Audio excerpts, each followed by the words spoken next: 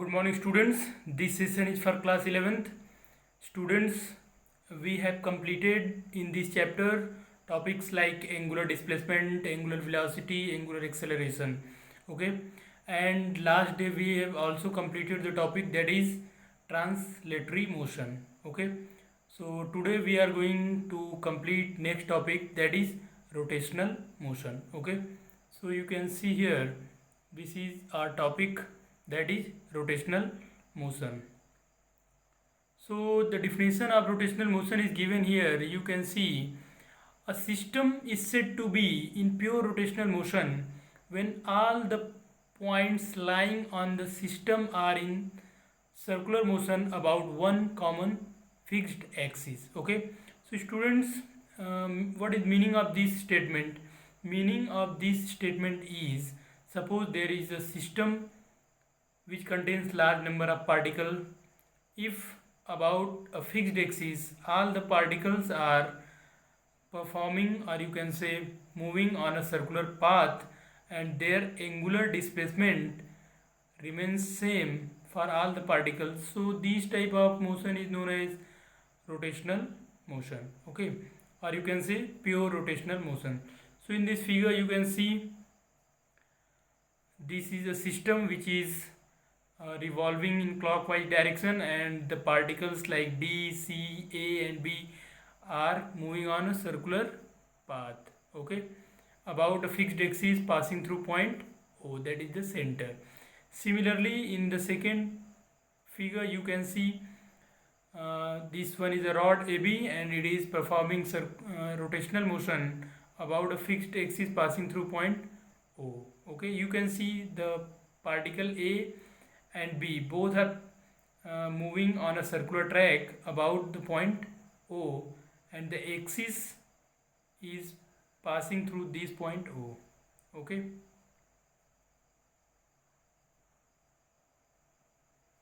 so here in pure rotational motion angular velocity of all the points is same about the fixed axis. Okay, so if rotational motion is pure, this is the condition, and that is angular velocity of all the points is same about the fixed axis. Now our next topic is combination of rotational plus translation motion. Okay, so student, we have seen many examples in our life that are the combination of rotation and translation. For example, if if a car is moving on a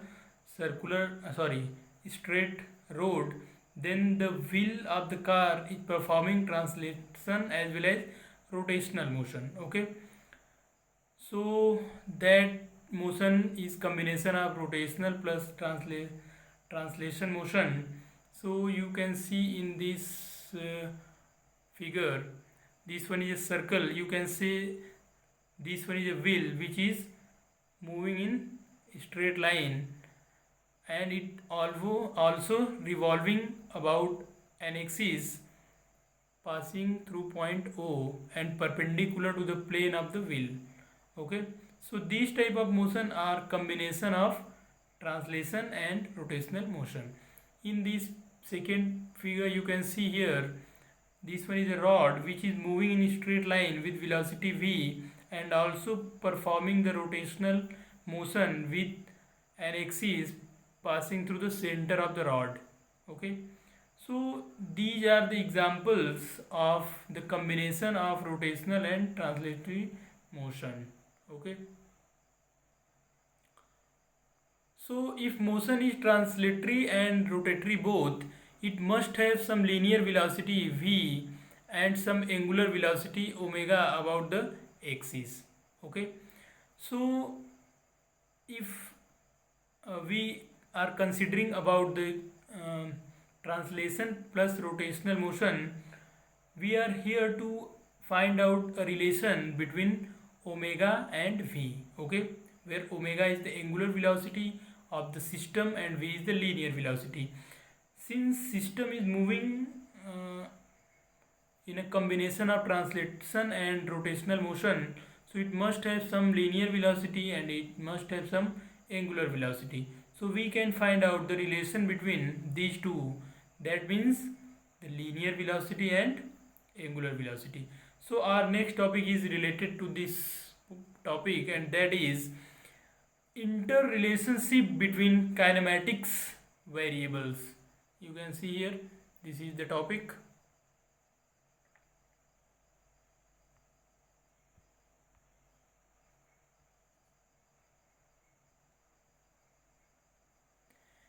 Interrelationship between kinematics variables. Okay, in general, if a body is rotating about any axis, fixed or movable, with angular velocity omega and angular acceleration alpha, then velocity of any point p with respect to axis is v is equal to omega cross r. You can see here. Okay, this relation we have already completed when we have study about circular motion. Okay, तो ये वाला relation हमने वहाँ पे derive किया है circular motion में. अगर आपको कोई डाउट हो वहाँ पे आप देख सकते हैं, अदरवाइज आप सर्कुलर मोशन चैप्टर में इस बुक में आप यहाँ पे चेक कर सकते हैं. ठीक है, तो ये रिलेशन है v is equal to omega cross r in vector form. Now अगर हम बात करें लीनियर एक्सेलरेशन की, तो लीनियर एक्सेलरेशन के लिए भी हमने वहाँ पे फार्मूला डिराइव किया हुआ है in vector form. A is equal to alpha cross r minus omega square vector r. This one is the relation. You can see these two relations are derived in circular motion chapter. So you should use your book to find out these relations from that.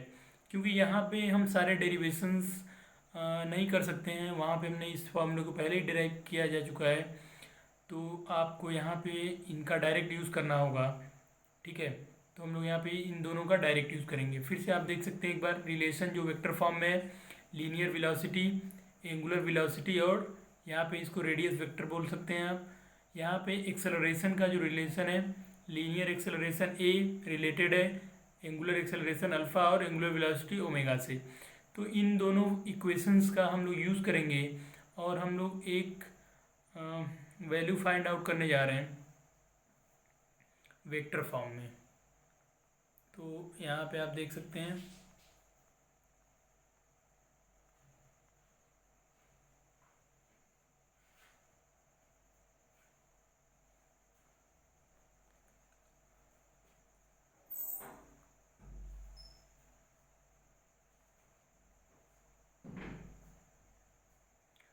so suppose this one is the diagram.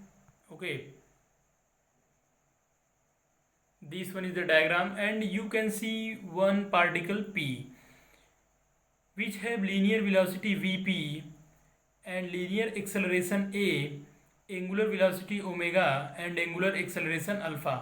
तो यहाँ पे आप देख सकते हैं कि जो हमारा इस पार्टिकल के लिए होगा, जो लीनियर वेलोसिटी को हम लोग यहाँ पे वीपी से रिप्रेजेंट कर रहे हैं और एंगुलर वेलोसिटी ओमेगा से रिप्रेजेंट कर रहे हैं, रेडियस वेक्टर यहाँ पे वेक्टर आर के फॉर्म में ले रहे हैं, और इसका एक्सेलरेशन ए जो है उसको हम लोग डायरेक्टली लिख सकते हैं a is equal to alpha cross r minus omega square are.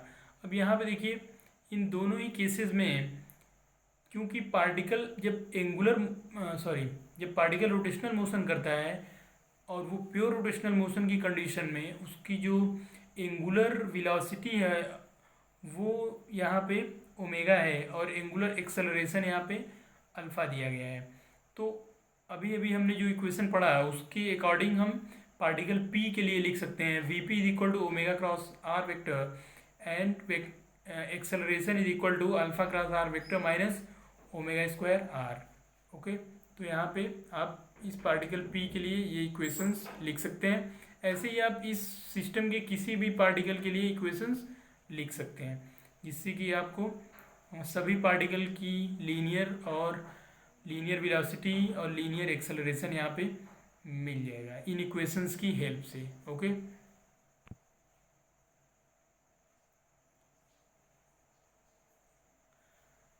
now we are ready to solve one of the example which is shown on the screen. यहाँ पे आप अपनी स्क्रीन पे एक एग्जाम्पल देख पा रहे हैं.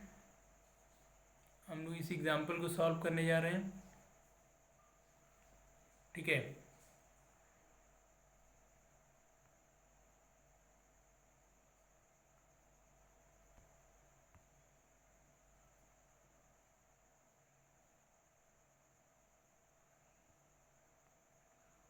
तो यहाँ पे देख सकते हैं इस एग्जाम्पल में एक रॉड है जिसकी लेंथ कैपिटल एल है।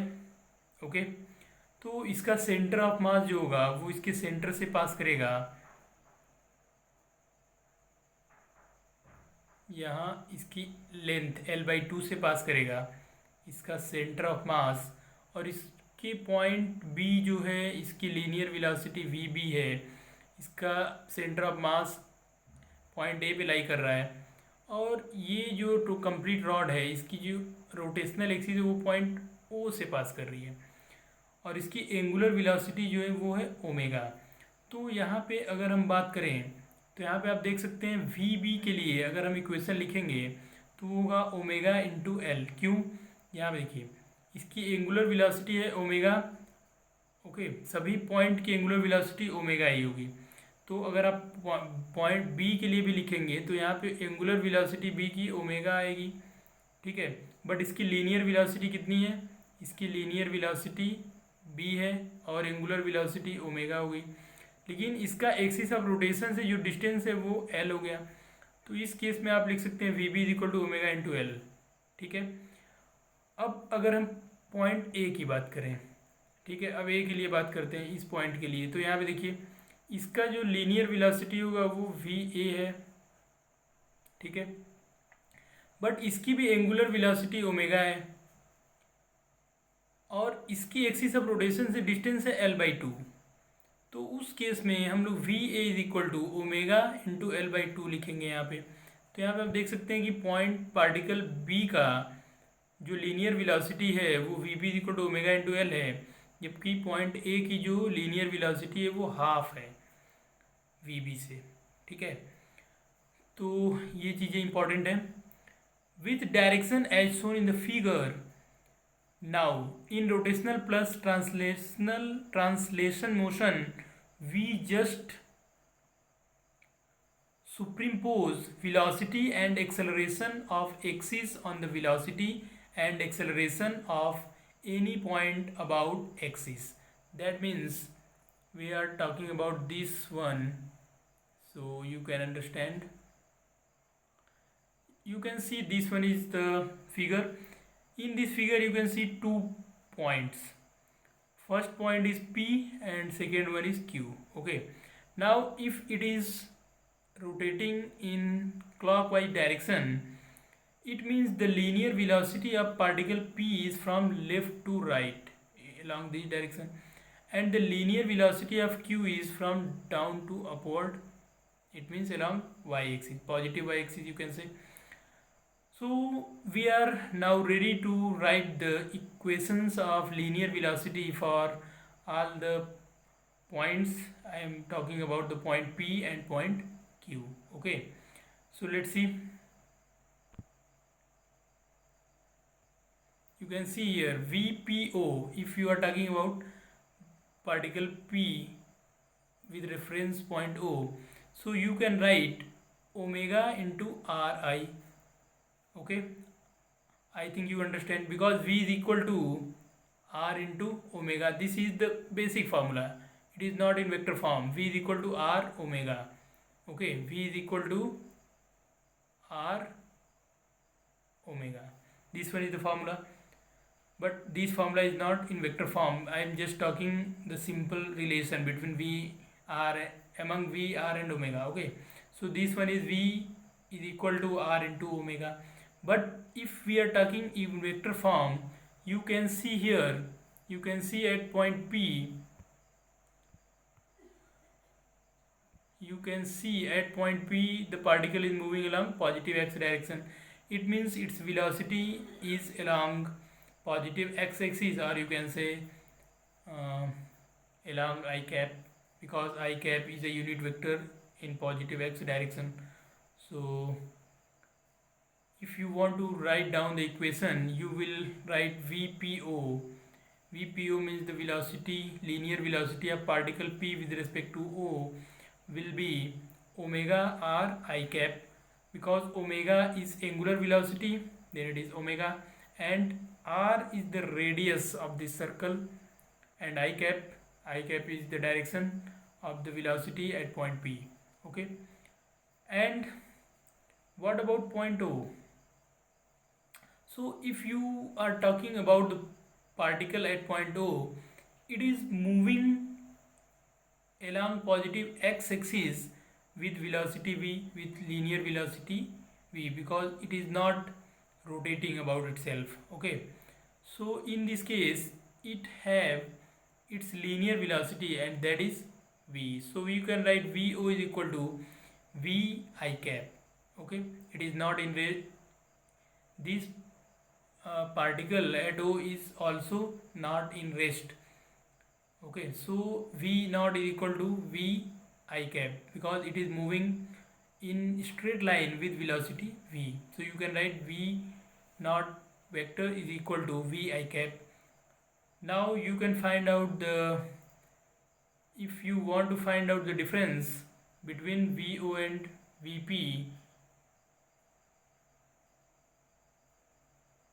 you can see here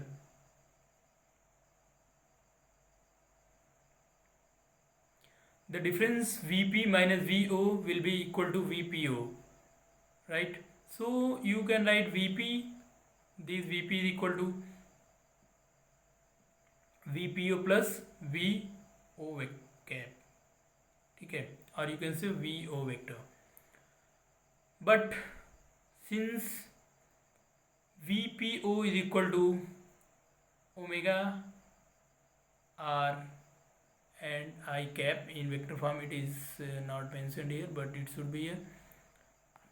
So this is actually,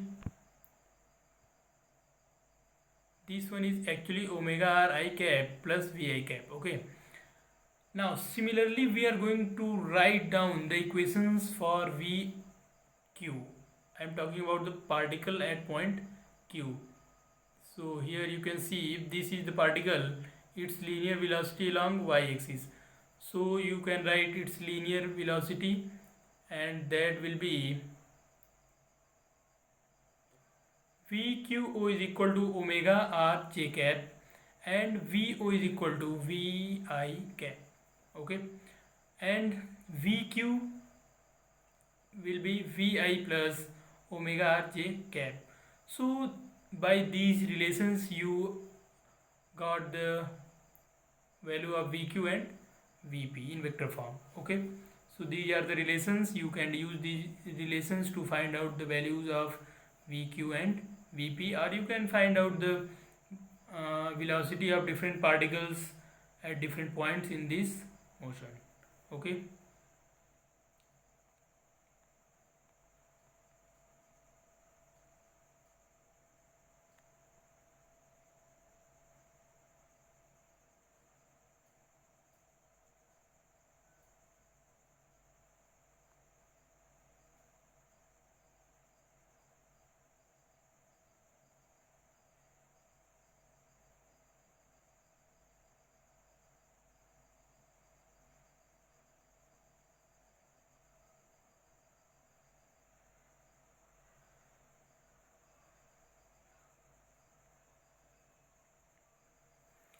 In general, we deal with the case of no slipping or pure rolling. Okay, so if there is no slipping during the motion, it means it will be pure rolling motion. Rolling motion means the particle is moving in forward direction with rotating about one of the fixed axis. In general, this axis passing through the center of mass of the system.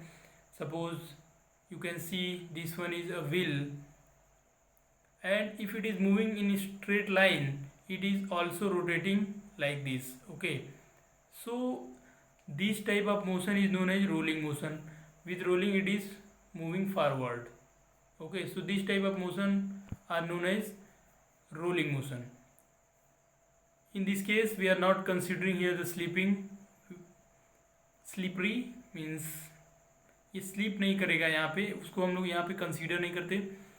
तो यहाँ पे जो condition है उसमें ये है कि ये जो पार्टिकल आपको ये जो व्हील दिख रही है ये रोटेशन के साथ साथ ट्रांसलेशन भी करता है, ठीक है। तो यहाँ पे हम लोग रोलिंग को स्लीपिंग को कंसीडर नहीं करते हैं। तो इस केस में अगर हम लोग इस फॉर्मूले को डिराइव करना चाहें तो हम लोग यहाँ पे देख सकते हैं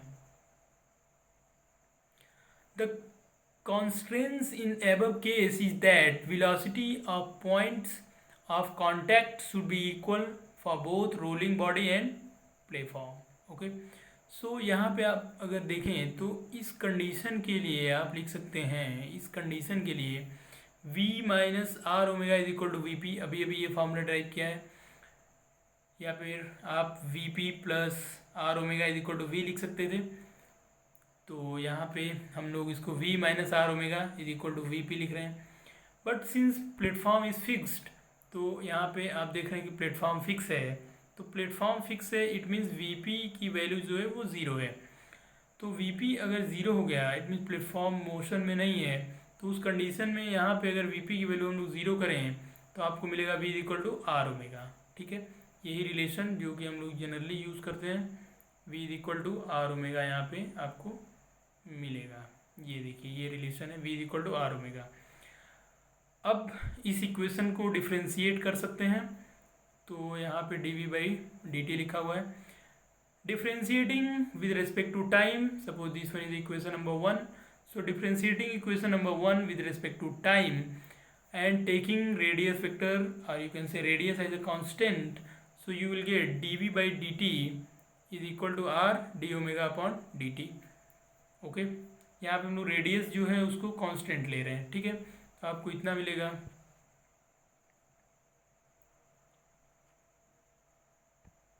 अब यहाँ पे देख सकते हैं सिंस dv बाई डी की वैल्यू ए के इक्वल है और d ओमेगा बाई डी की वैल्यू अल्फा की इक्वल है, तो यहाँ से क्या मिलेगा आपको ए, एक linear acceleration is equal to r alpha. तो ये कौन सी केस है, जब ये प्लेटफॉर्म फिक्स्ड है। तो यहाँ पे आपको दिख रहा है linear acceleration is equal to radius vector into angular acceleration, तो ये आपको यहाँ पे मिल रहा है। तो ये बहुत इंटरेस्टिंग पार्ट है, ये रिलेशन है लीनियर एक्सेलरेशन और एंगुलर एक्सेलरेशन का। ओके स्टूडेंट्स, आई होप कि आपको ये सारी बातें समझ में आ रही हैं। तो इन चीज़ों को अब देख लेते हैं कि यहाँ पे कैसे इनको डिफाइन किया जा रहा है। तो यहाँ पे देख सकते हैं ये है a is equal to d v by d t, जो कि लीनियर एक्सेलरेशन है, ठीक है। नेगेटिव साइन अगर direction, because you know that acceleration is a vector quantity, तो फॉर अपोजिट डायरेक्शन के लिए आप नेगेटिव साइन के साथ इसका यूज़ कर सकते हैं, ठीक है। यहाँ पे डायरेक्शन की बात कर रहे हैं। सिमिलरली अल्फ़ा के लिए भी हम लोग यूज़ कर सकते हैं for opposite direction. According to the constraints can change depending upon the assumptions. तो इन चीज़ों को अगर हम एजम्पशंस अपोजिट डायरेक्शन का लिए हैं तो हम लोग उसके अकॉर्डिंग नेगेटिव साइन के साथ भी यूज कर सकते हैं, क्योंकि ये वेक्टर क्वांटिटीज़ हैं। ओके, सो आई होप कि आपको ये रिलेशन समझ में आए हैं। नेक्स्ट टॉपिक है हमारा रोटेशनल डायनेमिक्स। अब रोटेशनल डायनेमिक्स में हम लोग स्टार्ट करेंगे टॉर्क से। तो देखते हैं कि टॉर्क क्या होता है, ठीक है।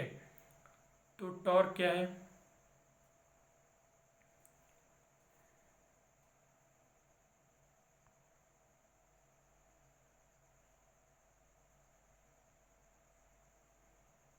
ये है torque. So what is torque, torque समझने के लिए देखते हैं। Similar to force the cause of rotational motion is a physical quantity called torque. तो जैसे लीनियर मोशन के लिए फोर्स रिक्वायर्ड है, वैसे ही रोटेशनल मोशन होने के लिए जिस फिजिकल क्वांटिटी की मोस्ट इम्पॉर्टेंटली रिक्वायरमेंट होती है उसको बोलते हैं टॉर्क। बिना टॉर्क के रोटेशनल मोशन नहीं हो सकता है, जैसे कि बिना फोर्स के हमारा लीनियर मोशन नहीं हो सकता है। ओके, तो टॉर्क कौन कौन से फैक्टर्स पे यहाँ पे डिपेंड करता है उसके बारे में स्टडी करेंगे। बट पहले एक बार फिर से बता देते हैं, रोटेशनल मोशन के लिए जो मोस्ट इम्पॉर्टेंट पार्ट है, जो मोस्ट इम्पॉर्टेंट फिजिकल क्वांटिटी है, वो है टॉर्क।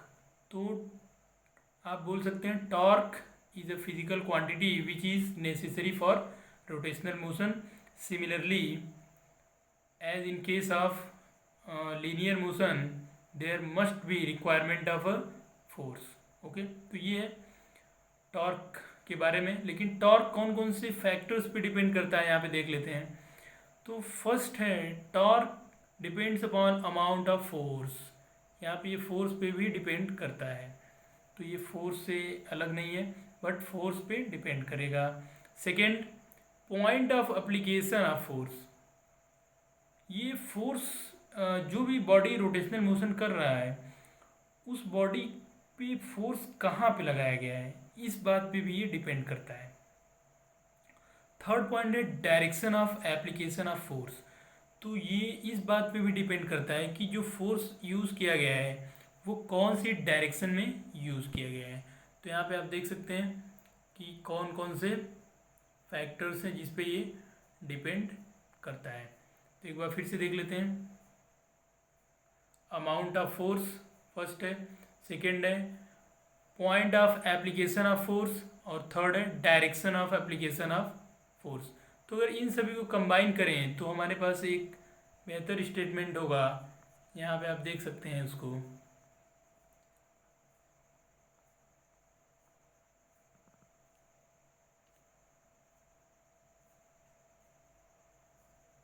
इन सभी कम्बिनेशन के बाद जो टॉर्क आपको मिलता है, ये देखिए, ये टॉर्क टाउ।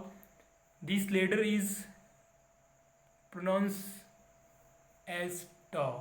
ओके, इसको टाउ बोलते हैं, टाउ। तो यहाँ पे देख सकते हैं कि जो टाउ है टॉर्क, ये है r f sine theta about point o. अब देखते हैं ये कैसे आया। तो इस डायग्राम को आप देख सकते हैं यहाँ पे, ठीक है। इस डायग्राम में देखिए तो ये है पॉइंट ओ। ओके, यहाँ पे ए कोई पार्टिकल ए है जिसके ऊपर फोर्स एफ यूज़ किया गया है और इसका डिस्टेंस यहाँ से आर है। बट यहाँ पे जो हमको टॉर्क का इफेक्ट देखना होता है तो हमको परपेंडिकुलर डिस्टेंस हमको चाहिए होता है फोर्स का। तो इस फोर्स को ऐसे इंक्रीज करते हैं हम, और यहाँ से ऐसे, फिर ये एंगल हमारा थीटा। तो अगर इसको हम लोग पी बोलते हैं तो ओ पी की वैल्यू अगर आप देखें, इस right angle triangle o p a, ये ए है यहाँ पे, o p a right angle triangle जो है इसमें अगर आप, this angle is actually theta, ठीक है। तो यहाँ पे अगर आप ओ पी की वैल्यू देखें तो ओ पी की वैल्यू आपको मिलती है आर साइन थीटा। ओके, तो यहाँ पे आप जो एंगल ले रहे हैं हम लोग, यहाँ पे एक्चुअल में ये है, ये एंगल है थीटा। यहाँ से इसको परपेंडिकुलर ड्रॉ कर देते हैं। तो जो एंगल यहाँ पे है theta, theta is angle between r and f. Okay, theta is angle between r and f. तो आपको यहाँ पे मिलता है टॉर्क। आप देख सकते हैं equation, torque is equal to, ये है torque, torque tau is equal to r f sine theta about point o, where r क्या है, r is distance from point o to point of application. Point of application means point o of force. Second, f is force and theta is angle between r and f. Okay, तो इस case में torque की जो value है वो है r f sine theta, ठीक है।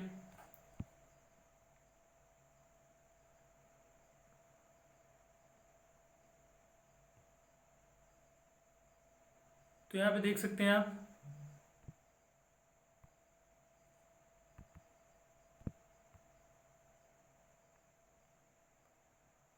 torque about point O. A is point of application of force and magnitude of torque can also be rewritten as tau is equal to R perpendicular and tau is equal to R perpendicular F, where F perpendicular is component of force in perpendicular direction to R vector and R perpendicular is component of force in direction perpendicular to F. तो यहाँ पे इन तरीके से भी इन equations को लिखा जा सकता है। यह आपके ऊपर डिपेंड करता है कि आप torque tau is equal to r f sine theta लिखना चाहते हैं, या फिर आप torque is equal to r and perpendicular component of force लिखना चाहते हैं, या फिर आप torque is equal to perpendicular component of radius vector, या इंटू एफ लिखना चाहते हैं। ये रिक्वायरमेंट के अकॉर्डिंग आप डिफरेंट डिफरेंट कंडीशंस में टॉर्क का फॉर्मूला लिख सकते हैं। ओके, अब क्योंकि टॉर्क एक वेक्टर क्वांटिटी है तो इसकी डायरेक्शन के बारे में भी बात करेंगे। ठीक है, डायरेक्शन ऑफ टॉर्क के बारे में बात करेंगे और देखेंगे कि कैसे टॉर्क का नेट वैल्यू फाइंड आउट करते हैं। बट ये सारी वर्क हम लोग नेक्स्ट सेशन में करेंगे। Okay, so students, thank you for watching this session, and we will complete about the direction and the net value of torque in next session. Thank you for watching.